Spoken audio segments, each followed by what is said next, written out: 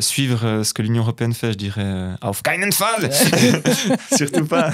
Il continue à en fait prouver aux gens que cette révolution existe vraiment et que on peut dire ce qu'on veut, elle existera et arrivera à ses fins. L'adoption veut se faire et va se faire, mais on en est encore relativement loin. Dans beaucoup d'entreprises, il y a toujours ce petit dicton qui dit on surestime toujours ce qui peut être fait en une année, mais on sous-estime ce qui peut être fait en 10 ans. Bonjour à toutes et tous et bienvenue sur la chaîne Alpacity. Aujourd'hui, je suis ravie d'accueillir Stéphane Fallet, un entrepreneur neuchâtelois au parcours remarquable, du secteur bancaire à l'intelligence artificielle en passant par la blockchain. Stéphane est aujourd'hui à la tête de plusieurs sociétés technologiques, mais aussi de l'association AI Suisse qui mène un travail de terrain pour sensibiliser les PME aux opportunités de l'IA en mettant en réseau les acteurs suisses. Stéphane nous partage ses nombreuses expériences entre New York, Londres et Zurich. Nous décrypterons également l'actualité numérique et le potentiel de la Suisse pour devenir leader mondial en matière d'intelligence artificielle. Stéphane, bonjour. Bonjour Delphine. C'est un plaisir de te recevoir sur la chaîne YouTube d'Alpacity. Je sais que tu as un parcours d'athlète international dans les deux sens du terme. Tu as travaillé et étudié dans plusieurs pays du monde. Et puis tu t'es installé, t'es revenu à Neuchâtel, on va dire. Contre toute attente. Ouais, tu nous diras peut-être pourquoi. Et puis je sais également que tu es un grand athlète. Si tu veux aussi nous dire quelques mots, j'en serais ravie. Quelques mots sur ton parcours et aussi tes choix professionnels. D'accord, oui. Bon, alors, grand athlète, c'est un grand mot parce qu'il y a toujours beaucoup plus grand. Et là, je ne le suis plus parce que avec deux petites filles à la maison et beaucoup de travail, c'est un peu compliqué de garder le haut niveau. Donc là, je suis que l'ombre de ce que j'étais quand j'étais dans les mauvais jours. Mais non, effectivement, le sport m'a toujours beaucoup intéressé pour le côté discipline et dépassement de soi. Finalement aussi, ça apporte énormément de confiance quand on voit qu'on arrive en travaillant, on se pose des objectifs, de les finalement conquérir, et puis qu'effectivement on peut toujours aller plus loin. Après, c'est une question de volonté, et puis voilà. Mais le but, c'est ça, conquérir le corps, vu que je pense être capable de conquérir mon esprit, et du coup la boucle était bouclée, et c'était un peu ça l'idée, c'était de se compléter aussi à ce niveau-là. Alors tu as aussi conquis le monde à travers plusieurs expériences à l'international. Est-ce que tu peux nous en dire quelques mots ?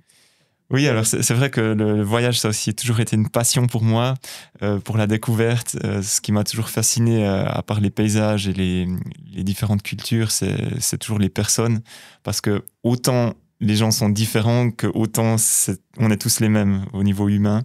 Et ça, c'est assez fascinant. Si on est ouvert, on peut nouer des liens avec tout le monde à n'importe quelle partie du monde.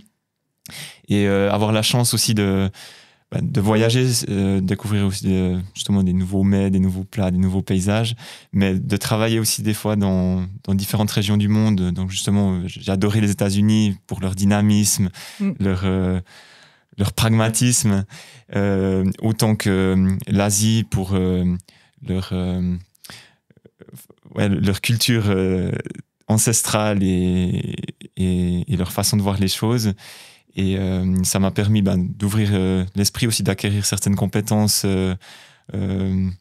managériales, parce qu'on peut s'habituer des fois à différents types de cultures de travail. Et je pense que c'est quelque chose que je recommanderais vraiment à tout le monde. Et en tout cas, je vais le faire par rapport à ma propre famille. C'est ouvrez-vous l'esprit. Rien que par rapport à la Suisse, on a cette capacité aussi cette chance d'avoir plusieurs cultures au sein du pays. Donc, on a cette capacité à dialoguer. Et je pense que c'est quelque chose qui s'acquiert aussi en fonction de ce qu'on fait. Et c'est pour ça que ça a commencé très tôt, en fait, mes petits périples. J'ai été rapidement au pair en Suisse allemande, même dans l'Entlebuch, qui est vraiment un coin très très perdu de la Suisse allemande. Et rien que ça m'a justement donné ce goût un peu de sauter dans l'eau froide, de se dire t'arrives là, tu comprends rien du suisse allemand, mais tu t'y mets. Ça m'a motivé du coup à faire le Goethe Institute en parallèle du lycée, donc vraiment d'essayer de me mettre à niveau. Puis une fois que tu vois que tu arrives à faire ça, tu te dis finalement j'ai fait la Suisse allemande, pourquoi pas les États-Unis, etc. Donc voilà. Donc il faut prendre goût à ça, mais une fois qu'on y a pris goût, je pense que c'est quelque chose qui est vraiment très prenant. Alors, tu viens du milieu bancaire, hein, tu as fait des études à HEC, il me semble. HEC Lausanne, ouais, et ensuite à Rotterdam pour le master. Et donc aux États-Unis, tu allais vraiment travailler là-bas dans le milieu bancaire. Exactement. J'étais dans l'investment bank, qui est finalement encore un monde à part par rapport au banking traditionnel. Et là, c'est très, très international. Donc, déjà, c'est qu'en anglais. Les gens viennent de toutes les cultures, de tous les pays. Et du coup, ça m'a donné la chance, effectivement, d'aller là où il y a les gros trading floors. J'étais basé à Zurich, mais j'étais à Hong Kong. Enfin, mon chef direct était à Hong Kong. Il y en avait un autre après qui était à Londres. Et aussi, après, encore le troisième était à Stanford, vers New York, là, aux États-Unis. Et ça m'a permis de pouvoir voyager. Il y avait encore cette facilité-là à l'époque. Et là aussi, c'est très enrichissant parce que tu te plonges vraiment dans leur monde. En travaillant avec eux, tout de suite, tu adoptes aussi leur culture d'une certaine façon. Donc, c'était super intéressant. Tu me disais aussi, si je me souviens bien en préparant l'interview, que tu avais beaucoup travaillé les mathématiques.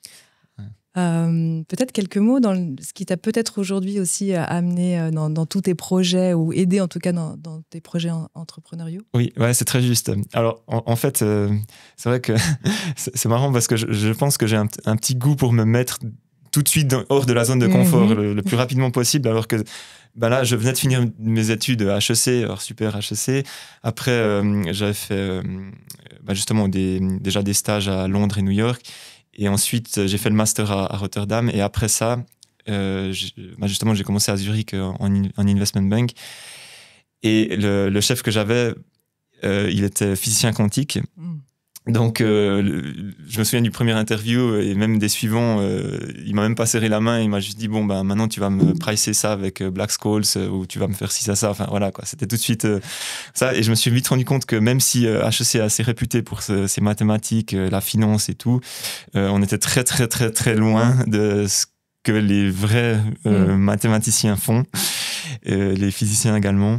Et dans le team, il n'y avait que des ingénieurs, des mathématiciens, justement, des gens comme ça. Donc, les 3 premières années, je me levais le matin, j'allais travailler. Le soir, j'étais démonté parce que je voyais tout ce que je ne savais pas. Du coup, lui aussi me donnait des livres. Il me disait, ça, tu le lis cette semaine et puis à la fin de la semaine, il y a un test, quoi. Donc, du coup, j'ai dû apprendre là, pendant les 3 premières années pour me mettre vraiment à niveau. C'était dur au début, mais à la fin, c'était juste génial parce que c'était un nouveau monde en fait qui s'offrait à moi. Et dans ce monde-là de la finance quantitative, c'est finalement beaucoup de maths. Donc voilà, il fallait passer par là. Aujourd'hui, tu mènes beaucoup de projets dans l'intelligence artificielle. Qu'est-ce qui t'a amené à adopter en fait ces nouvelles technologies et à t'y mettre à 100%? Ouais. Alors, j'ai aussi toujours aimé le coder moi-même, C++, bien sûr l'HTML, des trucs comme ça. Et ce qui me fascinait toujours dans ce qu'on fait une fois qu'on a codé, c'est que la machine, elle travaille pour nous, en fait. Elle peut faire des choses. Rien que, par exemple, aussi sur Excel, les macros, les trucs comme ça m'a toujours fasciné parce que je me dis, mais en fait, c'est des tâches qu'on fait, mais là, une fois qu'on a dit à la machine comment il faut le faire, elle peut le faire. C'est répétitif, ça vient. Donc, j'ai toujours trouvé ça super intéressant. Et bien entendu, dans la banque, on utilisait beaucoup ces techniques-là. On était de loin pas précurseurs parce que je pense qu'il y en avait des bien avant nous, mais dans ce team-là, on mettait vraiment à profit toutes ces nouvelles technologies de machine learning pour essayer d'avancer plus vite, d'avoir des meilleurs insights sur le pricing, les choses comme ça. Et ça m'a fasciné. Et maintenant que je maîtrise ça un peu, et surtout que les outils sont aussi beaucoup plus puissants, accessibles, et qu'il y a moins besoin de coder, on arrive à être beaucoup plus rapide, flexible. Et c'est ça qui est juste génial, c'est que maintenant on arrive quand même à créer une certaine valeur grâce à ces outils, pas instantanément, mais quand même très très rapidement. Et ça, c'est super intéressant. Justement, est-ce qu'il y a un lien entre tes choix professionnels, tu as plutôt travaillé dans des grandes entreprises, des grands groupes, à aujourd'hui entrepreneur que tu es, tu as plein d'entreprises que tu as lancées. Est-ce que l'accessibilité des outils a fait partie de ton choix? Oui, alors ça c'est vrai. Ouais. Alors, travailler pour les très grandes entreprises, c'est quand même très enrichissant parce que justement, ça permet de voyager, de voir plein de différentes cultures, aussi de voir une certaine structure. C'est des paquebots, justement, qui avancent très lentement, mais qui avancent toujours et quand même bien parce qu'il y a quand même des gens très intelligents dans ces entreprises. Donc ça, c'est super intéressant. Bien entendu, dans les plus petites structures, ce qui est avantageux, c'est que les choses bougent plus rapidement. Enfin, on a un impact personnel, on peut apporter des idées et peut-être le lendemain elles sont implémentées ou bien même on peut les implémenter directement. Donc c'est ce rythme-là qui est intéressant. Après aussi, ce que j'avais, tu l'as peut-être compris, j'ai quand même une certaine énergie puis une grande force de travail que j'ai acquis grâce à la discipline du sport et du coup ça, le mettre en pratique dans les grandes entreprises, c'est génial parce qu'on va être rémunéré pour ça et tout. Mais je me suis dit rapidement qu'il y a certaines choses qu'il faut faire soi-même, en fait, il faut faire aussi entre guillemets, à son image. Et du coup, je me suis dit, crée tes structures à toi ou bien rejoins les personnes, les petites structures où tu pourras mettre ta patte, avoir ton impact, faire avancer les choses plus vite que si justement tu devais passer par différents mécanismes de gouvernance qui sont très bienvenus dans les grandes boîtes mais que les petites boîtes n'ont pas. Après, bien entendu, le problème c'est que les petites boîtes n'ont pas forcément les moyens des grosses, donc il faut ramer plus pour faire avancer. Mais si on est assez malin et compétent pour peut-être justement apporter des solutions qui ne font aucun doute sur leur efficacité, on y gagne quand même. Donc, c'était un peu ça l'idée, c'était de commencer à comprendre comment les choses fonctionnaient et ensuite d'essayer de répliquer ça à petite échelle avec des teams plus dynamiques. Ton nouveau challenge. Ouais. Alors justement, avant de parler des entreprises et des structures que tu as rejoints ou que tu as créées, on avait envie de faire un petit décryptage de l'actualité. Deux actualités que j'ai retenues et on aimerait avoir ton avis. La première, tu as sûrement dû le voir, ICT Formation Professionnelle Suisse propose un diplôme fédéral dans le domaine de l'intelligence artificielle, et cela en collaboration avec Huawei. Donc j'ai vu, ça fait les gros titres des journaux locaux. Pourquoi Huawei ? Selon toi, est-ce que c'est une bonne initiative ? Ouais. Alors, justement, avec AI Suisse, on a vu ça, donc, avec Frédéric Maté, le vice-président, et on était effectivement très étonnés. Parce que déjà, à part AI Suisse et tout le réseau d'entrepreneurs ou d'universitaires dans le domaine de l'IA, personne n'avait été au courant de cela, ni non plus nos partenaires économiques, pour les citer, Économie Suisse ou comme ça. Et du coup, c'est vrai que c'est un peu étrange parce que Huawei n'est pas une mauvaise entreprise, de loin pas. Ils sont sûrement hyper compétents avec énormément de technologies très avancées. Mais pourquoi avoir choisi ce partenaire-là qui est quand même un petit peu décrié, surtout quand là il s'agit d'une formation qui a quand même des liens étatiques. Donc on peut se poser la question. On a demandé aussi quelques réponses. On attend encore de les recevoir. Mais effectivement, ça peut...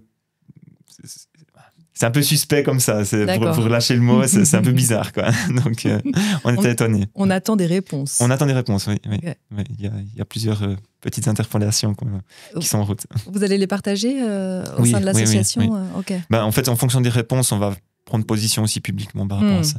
Ouais. Ah, génial, on va vous suivre alors. Deuxième actualité, un peu plus francophone.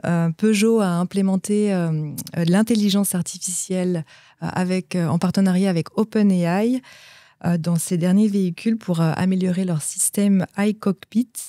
Pourquoi OpenAI et pas Mistral, en l'occurrence, ou tout autre grands acteurs dans les LLM? Ouais. Alors, je ne suis pas directement informé là-dessus, donc je ne connais pas en fait la réponse à ça.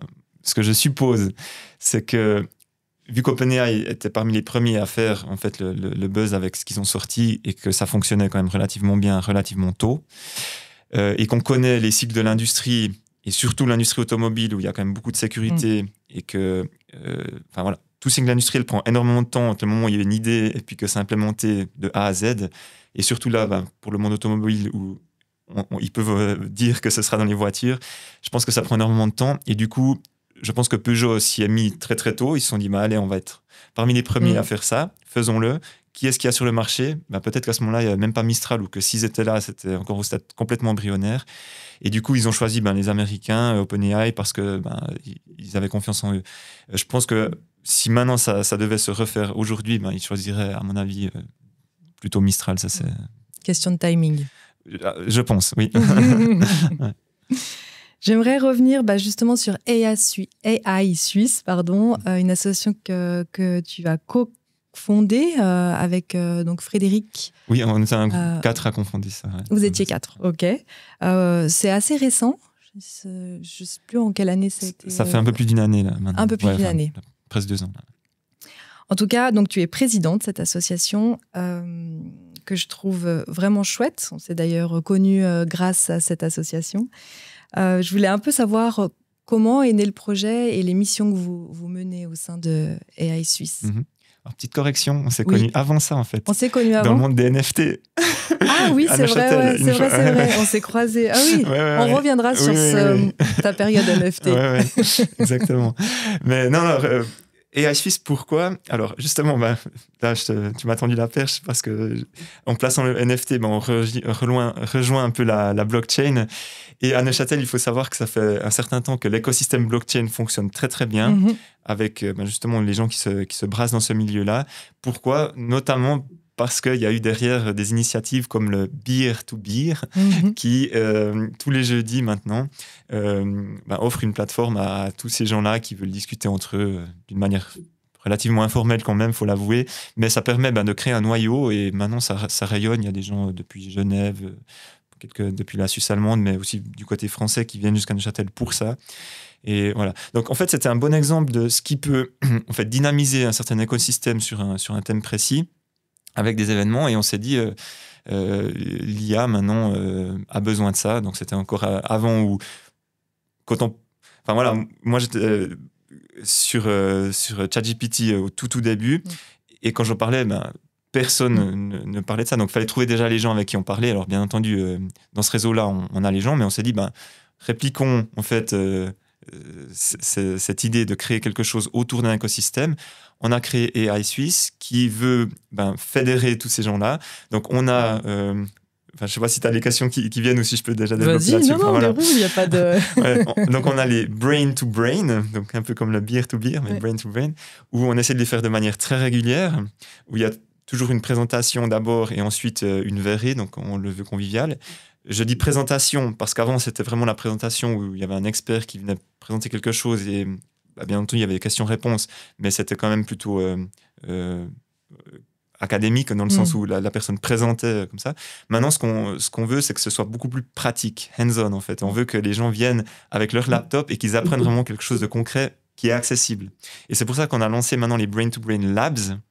Et on a eu le premier mardi passé à Neuchâtel.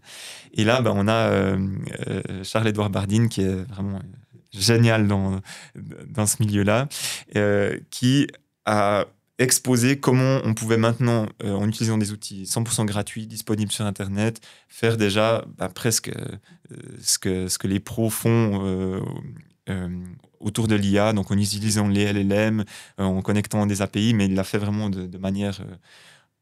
vulgarisé pour que ce soit accessible à tout le monde. Et tout le monde était là avec son petit ordinateur. Alors bien entendu, la séance était filmée pour pouvoir reprendre ça par la suite parce qu'il fallait quand même bien suivre, mais c'est ça le but, c'est vraiment que les gens puissent apprendre quelque chose et aussi évoluer. Donc il y aura toute une série en fait, d'événements de ce type-là.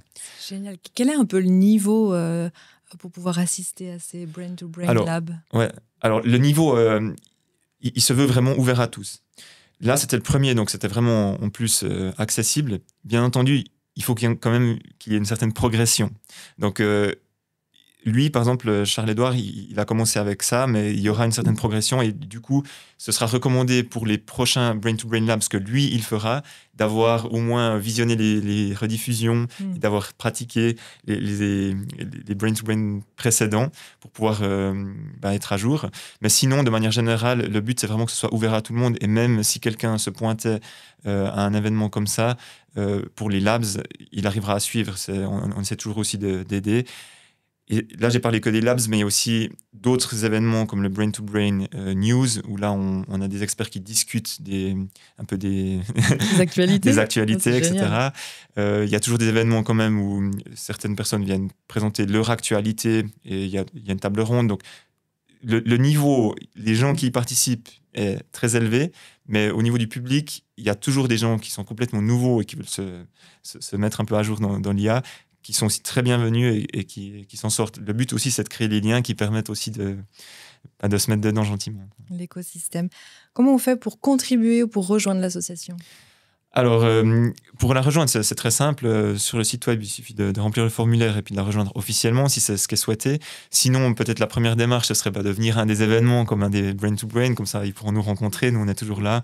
Après, on boit toujours un verre ensemble. Et contribuer, alors pour ceux qui ont justement des compétences, des connaissances ou quelque chose à partager, alors là aussi, on est toujours ouvert. On cherche aussi toujours des gens qui rejoignent l'écosystème pour partager, parce que ça bénéficie à tout le monde. Donc, il faut s'approcher de nous et on les accueille à bras ouverts. C'est génial. On mettra dans la description YouTube, on mettra toutes ces informations-là. Okay. Et sinon, je pense qu'on peut vous trouver facilement sur le web. Oui, tout à fait. L'IA, beaucoup d'impact. Je sais que tu es proche des entreprises et des PME.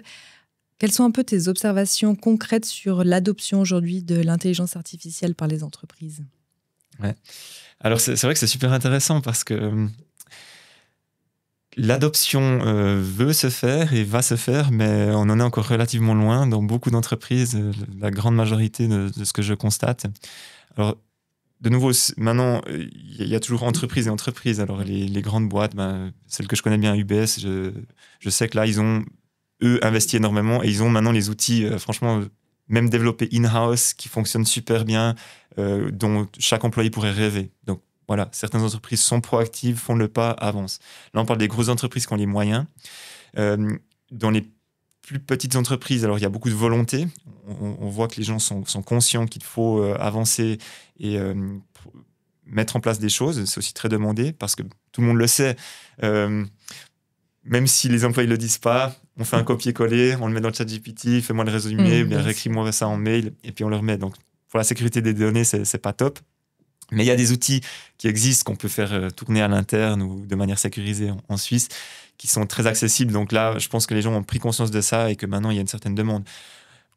On le voit que ça prend beaucoup de temps parce que, comme tout projet, et surtout là, quand on parle de projets digitaux, il ne faut pas que ça vienne que du haut, ou il ne faut pas que ce soit qu'un certain groupe de personnes qui veuillent les choses. Il faut vraiment embarquer tout le monde. Après, on le sait, il y a toujours ceux qui sont pour, ceux qui sont contre, ceux qu'il faudra convaincre, et puis ceux qui n'ont pas trop d'avis. Mais voilà, ça prend quand même du temps, il faut faire les choses bien. Nous, ce qu'on recommande, c'est toujours de commencer par des projets plutôt très petits, mais bien définis, qui auront un impact positif, donc mesurable, où les gens pourront prendre confiance en les outils, aussi que la culture d'entreprise ait le temps de s'adapter par rapport à ça. Parce que c'est comme des outils qui ont un impact et qui révolutionnent un peu la façon dont les gens travaillent. Et une fois qu'ils ont cette proof of concept au sein de l'entreprise, d'avancer gentiment avec d'autres produits, mais pas de se dire « oulala, maintenant il faut qu'on fonce et faire les choses à moitié », ou bien de se dire « oulala, de toute façon, on ne va jamais réussir à être à niveau, donc on ne fait rien ». Donc plutôt prendre les choses en main, mais petit à petit, et puis bien s'entourer. Quels sont les grands impacts de l'intelligence artificielle, enfin les outils d'intelligence artificielle dans les entreprises ? On compare ça souvent à la révolution d'Internet et aux bouleversements qui ont suivi les années après Internet. Ouais. On comprend bien l'accessibilité, le gain de temps, mais est-ce que ça change aussi les modèles d'affaires, la taille des entreprises ? On va pas se le cacher, il y aura aussi des emplois en moins. Comment on réoriente ces personnes? Enfin, comment tu vois un petit peu les choses? Ouais. Il y a eu beaucoup de questions là. Ouais, pardon.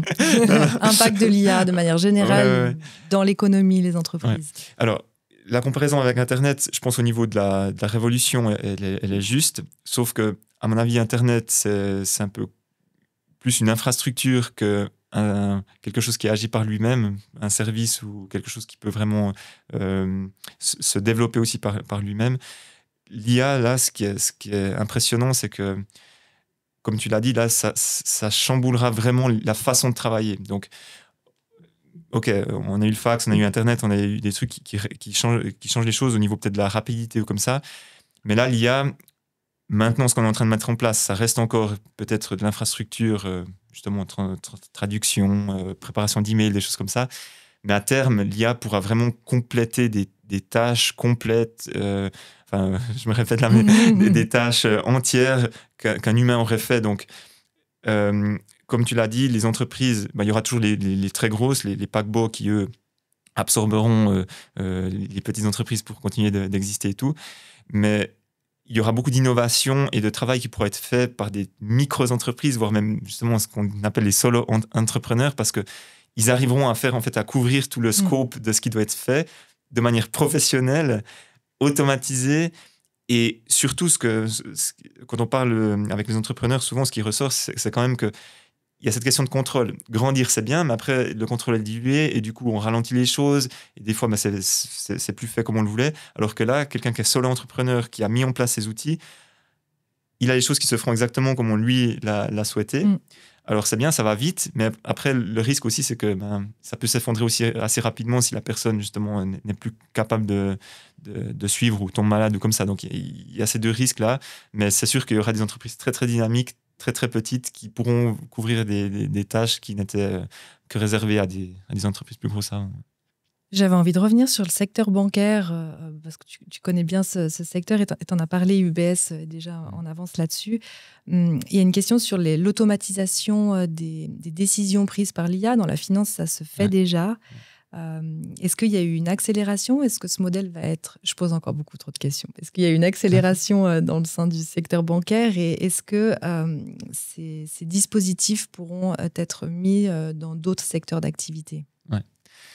Oui, alors c'est vrai que le secteur bancaire, ce qui est génial, c'est que, en tout cas pour le côté quantitatif, les données sont là, elles sont pures et en grand nombre, donc c'est parfait pour l'IA. Donc je pense effectivement que pour tout ce qui est gestion des assets, trading, valuation, tout ça, effectivement, là les choses ont déjà commencé depuis longtemps à être automatisées et c'est le cas. Là où c'est plus complexe, c'est toute la relation clientèle. Mais là, comme je le disais, d'ailleurs, je vais arrêter de nommer la banque parce qu'on ne va pas faire de pub, désolé. Mais certaines banques mettent maintenant ces outils à disposition. Donc oui, ça commence à arriver. Et il y a toujours ce petit dicton qui dit on surestime toujours ce qui peut être fait en une année, mais on sous-estime ce qui peut être fait en 10 ans. Je pense que là, on est typiquement dans ce cas-là où maintenant la révolution de l'IA générative est là. On surestime peut-être les changements qu'il y a en une année parce que tout le monde s'est dit « Ouh là là, on va tous perdre son job ». Mais on sous-estime ce qui va se passer sur les 10 ans. Et je pense que maintenant, on est typiquement dans cette phase où, en fait, c'est peut-être un peu la courbe exponentielle où les choses sont en train de se mettre en place. Il n'y a pas eu encore de gros changements, même si les gens le sentent. Mais tout d'un coup, lorsque ce sera vraiment opérationnel et puis que les preuves auront été faites, là, il y aura de l'impact. Parce que même dans cette relation client, finalement, il y a aussi beaucoup de choses qui peuvent être automatisées et que l'IA fait mieux que l'humain. Et dans cette prise de décision, il y a beaucoup de... on entend beaucoup de choses, de personnes expliquant que les humains sont irremplaçables justement dans la décision. Vu que ça se fait déjà beaucoup dans la finance, quelle est la limite? Où est-ce que l'humain intervient dans cette prise de décision automatisée? Ouais. Alors, justement, dans la finance, il y a toujours les deux côtés. Il y a le côté relation client, etc., où là, l'humain, c'est difficile à remplacer. Par contre, tout le côté trading, enfin, les marchés, là, déjà, c'est extrêmement automatisé à la milliseconde. Et où est l'humain là-dedans? Finalement, dans beaucoup de cas, il n'est plus trop là. Donc, c'est les modèles qui décident. Et il y a un exemple que j'aime bien citer, c'est les flash crash. En fait. Et qu'est-ce qui se passe là? En fait, c'est quand il se passe quelque chose de plutôt négatif sur les marchés, les gens veulent éviter l'appel de marge ou en tout cas de clôturer leur position à perte. Donc, souvent, ils vont mettre une limite de risque qui va couper la position dès le moment où ça sent le roussi. Le problème, c'est que s'il y en a beaucoup qui le font, du coup, le marché continue de descendre parce qu'ils vendent tous. Donc, plus il y en a qui vendent, plus ça va déclencher d'autres stop-loss, enfin des actions automatiques pour couvrir les positions et plus ça va précipiter en fait la chute. C'est pour ça que quand il y a un flash crash, ça fait très vite, donc le marché tombe à zéro, ce qui est bien entendu pas acceptable en fait pour le marché. Donc là, l'humain, la solution qu'il a trouvée, c'est de dire, voilà, on arrête le marché et on revient avant le moment du flash crash, on remet les positions comme c'était avant et on continue comme ça. Alors ça, on peut le faire sur les marchés parce que ça fait toujours grincer des dents, mais je veux dire, on peut le faire parce qu'il n'y a pas de vie humaine derrière. Mais si on le fait de la même manière dans certains domaines, ça va être un peu plus compliqué. Donc c'est pour ça que voilà, il faut implémenter des sécurités, mais il faut le faire de manière correcte pour qu'on arrive à mitiger les risques. Je comprends. Tu as monté en 2021 Digit8, est-ce que je le prononce bien? C'est même un groupe. Vous êtes spécialisé dans l'IA et dans la tokenisation d'actifs et la numérisation immobilière. Ça fait beaucoup de choses. Peut-être quelques mots sur cette entreprise. Oui, alors effectivement, là, c'était la vague de justement, blockchain, tokenisation, tout ça. Super intéressant. Là, on s'est donné à fond là-dedans. On a été certifié CMTA, qui est l'organisation en fait en Suisse qui chapeaute toute la tokenisation. Donc justement, il y a 2-3 grandes banques là-dedans. Je vais pas citer les noms de nouveau. Et on fait partie de ce petit groupe de cette entreprise qui ont la technique pour tokeniser selon ces règles. Donc tout est en place. Là, on a fait quelque chose de super accessible pour le public. Donc les gens ont tous les aspects de la blockchain en back-end qui sont là, mais l'interface, c'est comme du Web 2. Donc on garde la décentralisation, mais on a rendu ça très accessible. Le seul problème, c'est qu'on ne va pas se le cacher, le marché de la tokenisation en ce moment n'est pas florissant. Tous les budgets des entreprises sont dirigés vers l'IA. Et du coup, voilà, c'est un peu... c'est pas ce qui nous porte en ce moment. Le principe, en quelques mots, de la tokenisation? Alors, la tokenisation, en fait, c'est un support. Donc, prenons les actions d'entreprise société anonyme. Au lieu de les avoir sur un registre Excel, le registre des actions d'une entreprise, ou sur papier, le support, c'est des tokens qui sont programmables, infalsifiables, ou qui sont sur des blockchains qui sont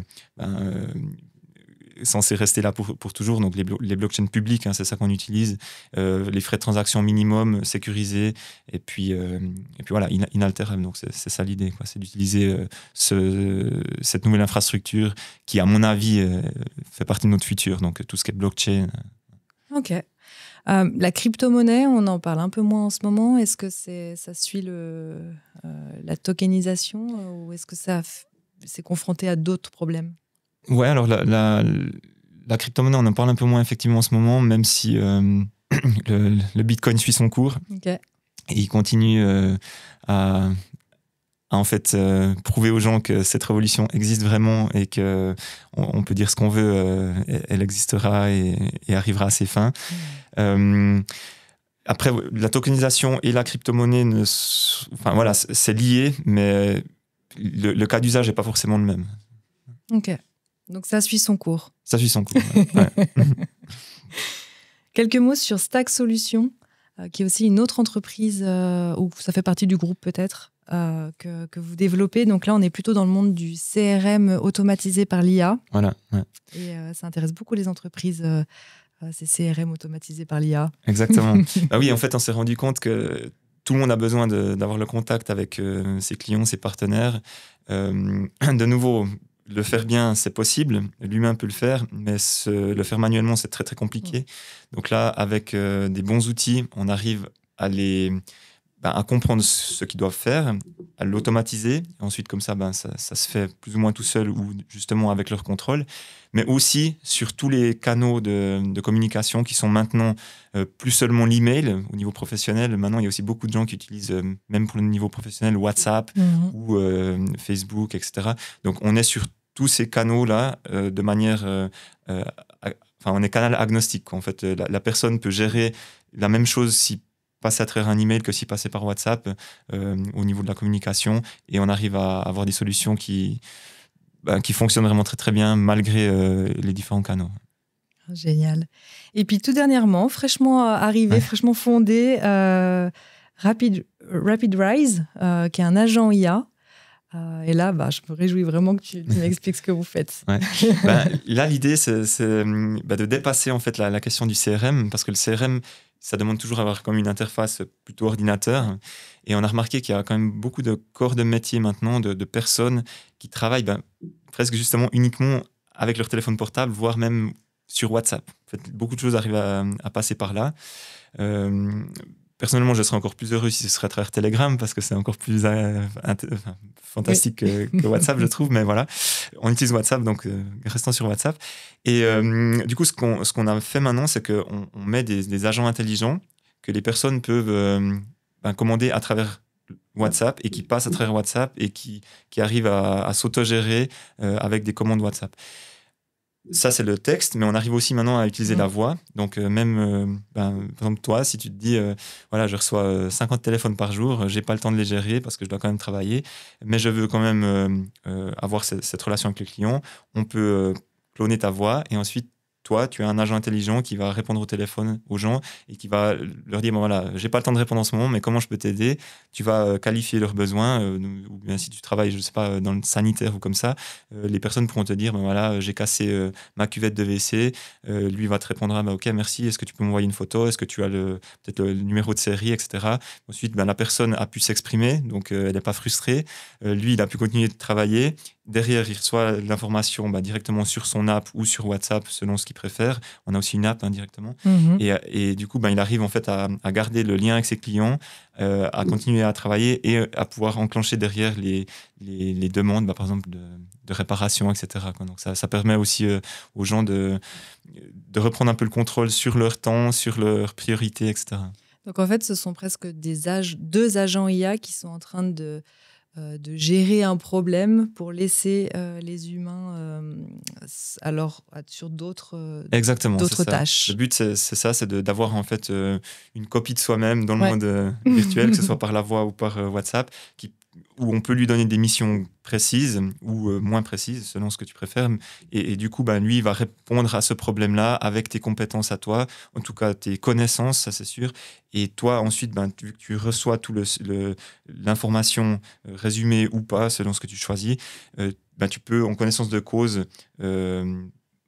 prendre tes décisions ou répondre à la personne, la rappeler tout de suite, mais en connaissance de cause, donc vous n'avez plus besoin de entendre le problème, tu es au courant et puis vous pouvez passer directement à l'étape suivante. Quel type de client vous visez en premier ? Alors, on a remarqué que c'est souvent... il y a beaucoup de besoins dans le monde de la construction, les travaux plutôt manuels, parce qu'effectivement... ils doivent travailler manuellement, donc ils peuvent pas être tout le temps au téléphone, même si souvent ils sont au téléphone en train de faire des choses. Ensuite, ils ont des équipes à gérer. Et justement, ces gens-là, ils n'ont pas forcément envie ou l'accès, d'avoir toujours leur laptop pour aller dans le CRM ou comme ça. Donc, ils ont quand même besoin de communiquer avec leurs clients. C'est beaucoup des clients qui ont souvent ce type de problème. Donc, sur les constructions, vous n'êtes pas venu remplacer ma fenêtre, qu'est-ce qui se passe? Si on arrive à qualifier le problème, puis à dire, c'est parce qu'en fait, elle n'est pas encore arrivée ou comme ça, la personne, elle a déjà des informations. Ou bien si c'était une histoire de donner un numéro de série pour pouvoir recommander la bonne pièce, peut-être que la personne arrive à le faire sans avoir besoin de passer le téléphone. Donc, c'est beaucoup dans ce monde-là. Mais après, il y a aussi beaucoup d'entrepreneurs actuels qui utilisent ces outils pour pouvoir gagner du temps. Donc, on peut aussi faire... là, on a parlé beaucoup de la réception, donc inbound, donc c'est le client qui vient vers vous, mais on peut aussi faire du outbound, donc c'est vous qui allez vers le client. Et ça, il y a des entrepreneurs qui adorent en fait de pouvoir contacter certaines personnes avec certaines demandes de manière automatisée. Vous indiquez que c'est un jumeau virtuel ou un digital twins quand la voix parle ou quand elle s'exprime sur les messages? Alors pour le outbound, on le fait en général, c'est mieux. Pour le inbound, pas forcément, parce que... on indique que le but c'est de prendre l'information comme ça, mais après, on met pas forcément que c'est un bot, les gens le voient automatiquement en fait. Non, c'est intéressant parce que dans le futur, en fait, on fera plus la différence. Dans le futur, on y est, quoi. Mais... il y a quelque temps, tu as partagé sur LinkedIn, il me semble, ou c'est peut-être en cours encore. Non, là, j'ai les 20 posts. Tu les as fait, ça y est? On y est là, c'est bon.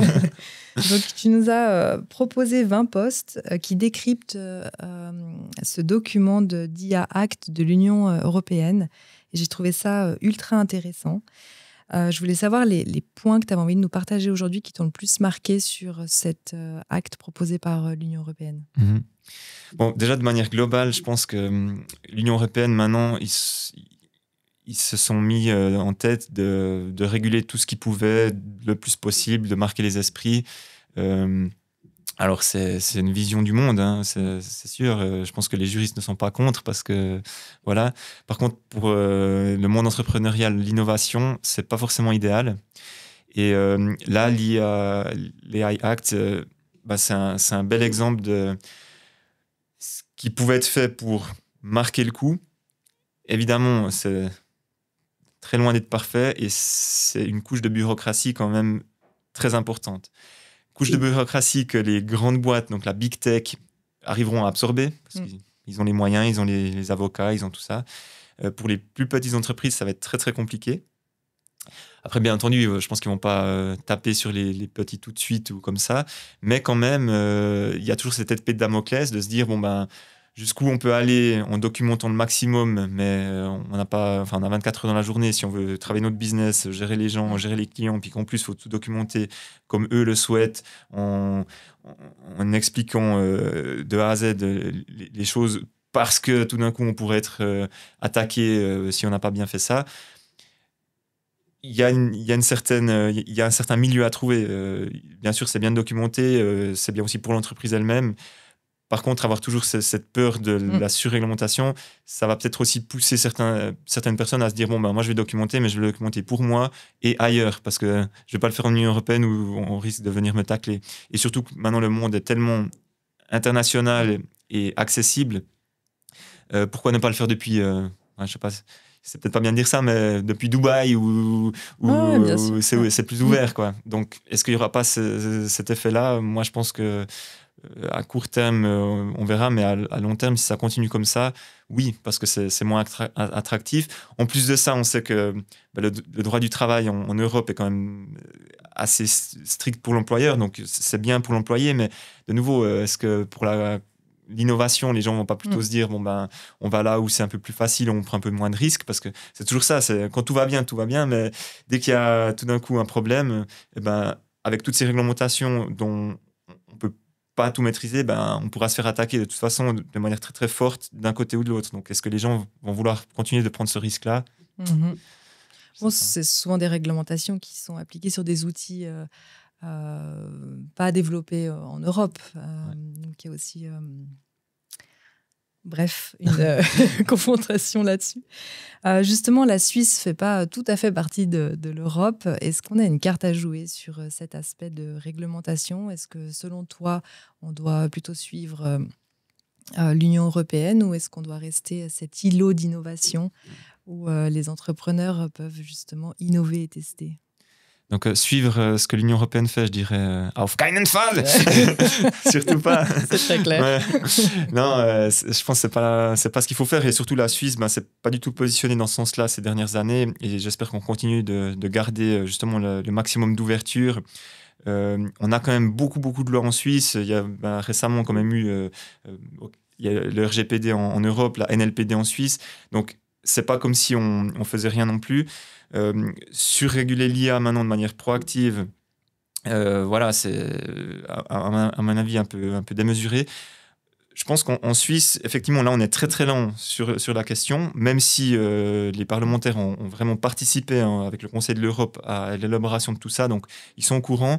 On est beaucoup en contact aussi avec eux, aussi avec la partie alémanique pour la régulation, les discussions qu'il y a avec Albert Rösti, au niveau politique aussi, 2-3 politiciens parlementaires fédéraux avec qui on a contact ici. Et effectivement, ça bouge très très lentement pour le moment, mais je pense que ce qu'ils essaient aussi de faire, c'est de comprendre ce qu'il faut faire. Et même moi, j'ai pas la réponse. C'est sûr qu'il faudra bouger, mais il faudra bouger de manière pragmatique et intelligente. Donc, voir ce qui existe maintenant, rajouter peut-être des mini-couches là où il y en a vraiment besoin. Mais même là, si on regarde vraiment notre droit, finalement, les réponses de l'IA, un juge il pourrait prendre les éléments actuels pour pouvoir juger les cas qui existent, rajouter des pièces supplémentaires, de la réglementation supplémentaire. C'est bien, mais est-ce que ça va plus solutionner les questions juridiques ? Je ne suis pas convaincu. Je pense qu'on a déjà beaucoup de lois qui peuvent s'appliquer dans le cadre digital.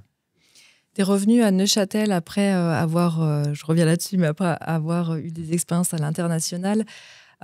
Selon toi, qu'est-ce que la Suisse doit continuer d'offrir aux entrepreneurs ? Vraiment de l'ouverture, la capacité justement de prendre ces risques sans se dire que derrière, à la moindre erreur, on peut finir très très mal. La décentralisation, donc dire que chaque canton va suivre aussi ces entreprises pour essayer de les soutenir, offrir un réseau, etc. Mais aussi, justement, ces plateformes qu'il y a aussi de plus en plus, aussi, comme vous, justement, où il y a quand même des liens qui se font entre ces petits cantons, entre ces petits écosystèmes, et aussi garder l'attractivité au maximum pour que les cerveaux d'ailleurs viennent aussi ici, parce qu'on s'y sent bien, on est en sécurité, le cadre est merveilleux au niveau paysage, etc. Garder quand même un droit du travail relativement flexible, parce que, je suis désolé de le dire, mais je parle avec des entrepreneurs français qui viennent ici, ils me disent, j'ai fondé une entreprise en France, avec des employés, je le fais qu'une fois. C'est la dernière fois, parce que le droit du travail est tellement contraignant qu'on n'a pas la flexibilité. Donc, les petites entreprises ont besoin de cette flexibilité pour pouvoir essayer des choses. On va, ça marche pas, on revient en arrière. Mais si on est tout de suite bloqué et puis qu'on a des masses salariales qui sont bloquées ou des choses comme ça, c'est compliqué. Et du coup, les gens cherchent la flexibilité pour pouvoir innover. Donc, il faut garder justement cet état d'esprit-là et ne pas surréguler, ne pas tout essayer de calculer à l'avance et puis de prévoir toujours le pire en mettant des barrières. Sinon, on n'avance pas. C'est vrai. Si on pense toujours au pire, on n'avance pas, ouais. Je demande toujours à nos invités de nous partager des recommandations de chaînes YouTube, de podcasts, de livres qui auraient pu marquer ta vie. Et on mettra tout ça dans la description. Ouais. Alors, il y a beaucoup de livres qui ont marqué ma vie, mais qui n'étaient pas forcément en lien avec l'IA, parce que je dois dire que maintenant, j'ai un peu plus de peine à me plonger dans des bouquins, tellement il y a de travail. Par contre, au niveau des podcasts, là, je t'adresse mes remerciements, parce que j'adore ce que vous faites chez Alp ICT. Et puis, justement, j'allais dire qu'il y a beaucoup de... sur YouTube, il y a quand même beaucoup d'informations qui sont assez accessibles, justement, où il y a des interviews intéressantes. On en parlait avec Lex Fridman, des choses comme ça. Donc, moi, j'aime beaucoup ça, et je trouve que c'est chouette qu'en Suisse, vous ayez cet aspect régional où vous invitez des gens aussi locaux pour parler de ces sujets-là. Merci beaucoup, ça me touche beaucoup. Et puis, est-ce que tu pourrais nous recommander une personne que l'on pourrait inviter sur la chaîne YouTube ? Oui, alors même plus qu'une, en fait, parce que j'ai eu le temps de réfléchir. Alors, il y a Frédéric Maté, qui est le vice-président de l'association AI Suisse. Qui viendra d'ailleurs bientôt sur la chaîne. Parfait. Sinon, il y a aussi quelqu'un d'absolument génial et qui me fait rêver à chaque fois que je discute avec lui, c'est justement Charles-Édouard Bardine, qui est ici à Lausanne. Il travaille pour le CHUV et Domo Health, qui fait aussi partie de l'association AI Suisse. C'est notre conseiller scientifique. Lui, il faut vraiment l'inviter et discuter... Vraiment, il faut aller loin avec lui parce qu'il est inépuisable. Sinon, il y a aussi quelqu'un de très intéressant, c'est Romain Devolf, qui devient entrepreneur. Il a créé la solution Whisperit, qui utilise l'IA dans un cadre justement de protection des données pour la dictée et tout, qui serait peut-être aussi une personne intéressante. Sinon, voilà. Après, il y en aurait d'autres, mais ça en fait déjà trois. Bien sûr, donc, c'est génial. Stéphane, merci infiniment. Merci beaucoup à toi et à vous. On te souhaite tout de bon pour la suite et vraiment encore, j'insiste à tous les téléspectateurs de suivre AI Suisse. Vous faites vraiment des choses formidables. Parfait. Et puis, je rajouterais une chose, suivez aussi les prochaines interviews de Alp ICT, parce que moi, c'est quand je fais mon jogging, souvent que je mets ça en même temps. Et puis, c'est juste super pour la tête, quoi. C'est sympa. Merci beaucoup, Stéphane. Merci.